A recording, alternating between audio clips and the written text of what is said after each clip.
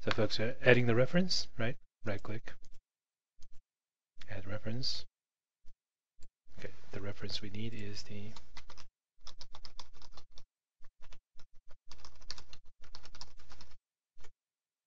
make sure the checkbox is made.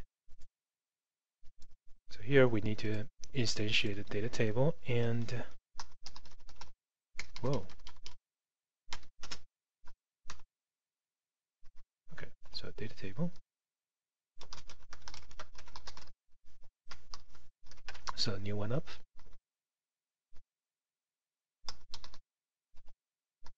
As a data table contains a columns collection.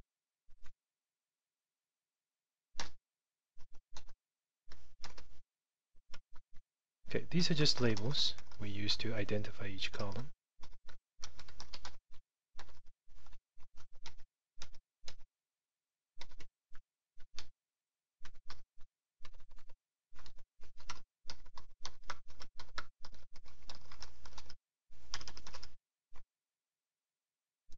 All right, so at this point, we have our data table instantiated, and our data table now contains 5 columns: unique ID, requester, category description, and cap amount. When we go ahead and run through the query, we are going to populate this data table one row at a time. So over here in this task number 3, we're going to add the process item method and process error method. Now both of these methods will become the delegate for the content iterator. So the body of this method is to take each item, read off item property, and populates the data table correspondingly.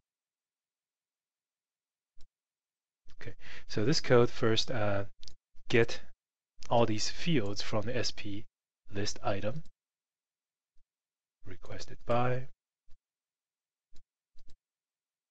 username, category, and so on. So we create these variables, username, category, description, amount, okay, and we call the data table rows.add, which populates a new row in the data table.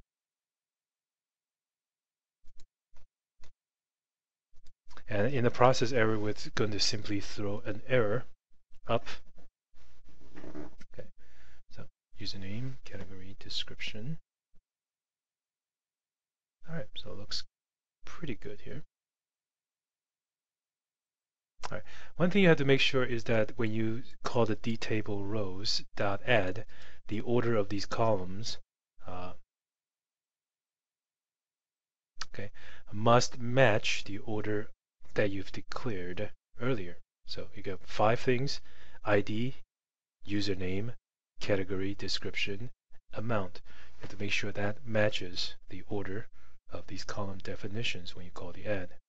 Okay. All right. So we're going to substitute this getQuery, getDataTable method with the content iterator. So these 2 lines, we're going to substitute it. Okay, so do a Control-KC to comment these lines out.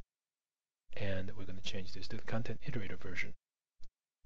All right, so again, these codes, the main thing here is that we are substituting the get item and the data source with a content iterator. And the process item should populate the data table.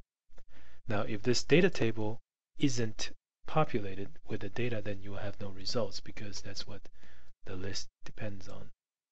Okay. So that's cool. If you want to debug, it may make sense to put a debug here to take a look at the contents of the variable dtable to make sure it actually is populated with some data. Ah, great. I have a typo somewhere.